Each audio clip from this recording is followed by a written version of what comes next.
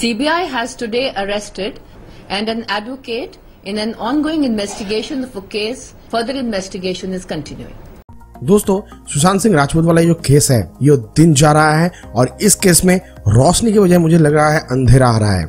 जी हाँ, क्योंकि केस में जो सब पहलू था, जिस पहले की वजह से हम लोग सोच रहे थे कि यही होगा वो कारण, यही होगा वो कल्प्रिट, लेकिन आखिर जाकर वो पहलू 100% राइट नहीं होता है, क्योंकि उसी पहले को पीछे कुछ बड़ा एक पहलू जुड़ा हुआ रहता है जिसे कि नजरअंदाज करना मुश्किल हो जाता है। और ऐसे ही जब छानबीन शुरू किया था मुंबई पुलिस ने, तब नॉर्मल सी सब सबूत, नॉर्मल सी सब बयान रिकॉर्ड किया गया था। और बिहार पुलिस जब मामले में आया, वे जब छानबीन करना शुरू किए, तब पता चला कि असल में भाई कोई झोल है, कुछ तो कुछ गड़बड़ है। तो इसके बाद बिहार पुलिस से ये केस चला गया सीबीआई को, यानी बिहार पुलिस ही चाहते थे सीबीआई इन्वेस्टिगेशन हो। बिहार और मुंबई पुलिस दोनों के हाथ से ही केस चला गया है सीबीआई के पास, और साथ में ईडी यानी एनफोर्समेंट डायरेक्टरेट भी इसमें पूछताछ जारी रखे। लेकिन दोस्तों, आपको क्या पता है, सीबीआई को मिला है नया क्लू, सीबीआई को मिला है कुछ ऐसे सुराग जिससे कि सीबीआई अपना नजरिया चेंज कर दिया है। और ये जो कनेक्शन है, ये है इंटरनेशनल कनेक्शन। उसके साथ साथ बिहार की IPS police officer Vinay Tiwari ji का भी कहना है कि मुंबई पुलिस मामले को छुपाने की कोशिश कर रहा था। तो क्या है मांजरा, सब कुछ डिटेल में बताऊंगा।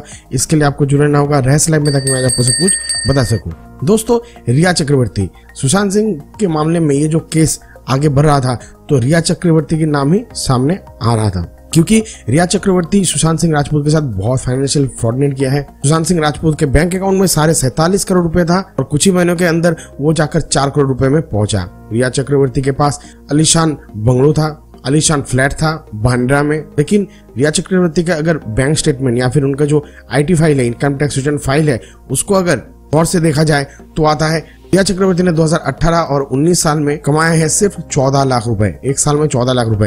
अगर एक साल में 14 लाख रुपए होगा तो कुछ करोड़ रुपए देकर एक घर खरीदना नामुमकिन सी बात है, और अपने नाम तो कदापि नहीं। तो ये पैसा कहां से आया था? ऑब्वियसली सुशांत सिंह राजपूत के वहां से। लेकिन नहीं दोस्तों, यहाँ पर भी धीरे धीरे नया मोड़ आ रहा है। रिया चक्रवर्ती को बैक कर रहे थे महेश भट्ट, हमें और आपको पता है, लेकिन इन सब के पीछे दुबई का कनेक्शन है। जी हाँ, दुबई का माफिया, दुबई का डॉन, वह भी यहाँ पर डायरेक्टली या फिर इनडायरेक्टली कनेक्टेड है। और ये बात या फिर ये जो भनक है, ये सीबीआई को लग चुका था अर्ली डेज से ही। और ये बात सीबीआई सिर्फ नहीं कर रहे या फिर सीबीआई के लिस्ट में नहीं है, ये बिहार पुलिस के लिस्ट में भी था। बिहार पुलिस ने ही पहले जिक्र किया था कि दुबई की एक डॉन इसमें से बहुत कुछ कंट्रोल कर रहे थे और कंट्रोल कर रहे हैं। और यही एक वजह है कि मुंबई पुलिस अभी तक कुछ नहीं कर पाए हैं, क्योंकि मुंबई पुलिस की जुबान बंद कर दिया गया है दुबई द्वारा।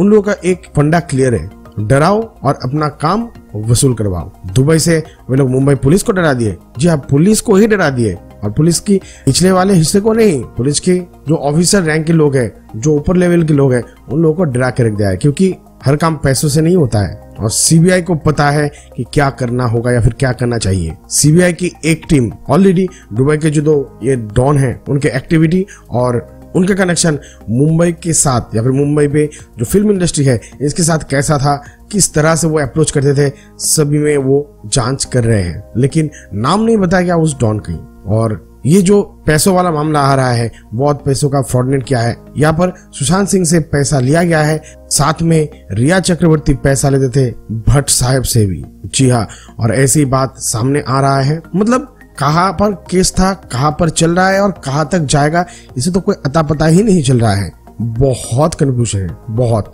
मैं ये सोच रहा था कि रिया चक्रवर्ती होगी, अच्छा तो यही होगा कल्प्रिट, तो इसे ही पकड़ लो। नहीं, इसके पीछे भट्ट साहब है, इसके पीछे डॉन साहब है। मतलब अभी कहाँ चला गया है सब। अभी बात करते हैं बिहार पुलिस ने क्या भेजा है। जी हाँ, बिहार पुलिस के आईपीएस ऑफिसर आप जानते हैं विनय तिवारी जी, जिनको मूवमेंट ही नहीं करने दिया गया था क्वारंटाइन के नाम पर। मुंबई पुलिस और बीएमसी वालों ने, बॉम्बे म्यूनिसिपल कॉर्पोरेशन वालों ने मिलकर विनय तिवारी को पत्थर बना दिया था। बीएमसी वालों का कहना था कि बाहरी राज्य से अगर कोई आ रहे हैं, वो अगर 4 दिन से ज्यादा मुंबई में स्टे करेंगे तो उन्हें क्वारंटाइन प्रोटोकॉल मानना ही होगा और क्वारंटाइन में रहना ही होगा। तो इसके लिए आईपीएस विनय तिवारी जी को रखा गया था क्वारंटाइन में। लेकिन ताज्जुब की बात यह है, विनय तिवारी जी के साथ और भी कुछ ऑफिसर गए थे बिहार पुलिस से, उन लोगों को क्वारंटाइन में नहीं रखा गया था, क्योंकि मुंबई पुलिस या फिर बीएमसी वाले ये सोचते हैं कि आईपीएस में मेन हेड को पकड़ कर रखो, बाकी जो लोग हैं वे किसी काम का नहीं है। तो मेरा कहना है, तो क्वारंटाइन में रखना होता तो सब कोई रखते हैं। और इसके बाद उन्हें क्वारंटाइन से नहीं छोड़ा जा रहा था। 8 तारीख को बिहार गवर्नमेंट प्रेशराइज करके विनय तिवारी जी को बाहर निकाला और विनय तिवारी जी का ये कहना है कि ये केस पूरी तरह से गुमराह किया जा रहा है, क्योंकि ये केस अगर ओरिजिनलिटी बाहर आएगा तो बहुत लोग फंसने वाला है और उन लोगों का करियर मिनटों में बिखर जाएगा। क्योंकि बॉलीवुड में अगर किसी के कैरेक्टर पे या फिर किसी के करियर पे धब्बा लग जाता है, वो धब्बा उठने का नाम नहीं लेता है। तो इसीलिए ये सब लोग अपना कैरेक्टर साफ करने के लिए अपना पीठ बचा रहे हैं। तो दोस्तों, आपको क्या लगता है सुशांत सिंह राजपूत का केस जो है ये कब तक हल हो सकता है? जल्दी या फिर बहुत देर होगा? मुझे इंतजार रहेगा दोस्तों आपके कमेंट का।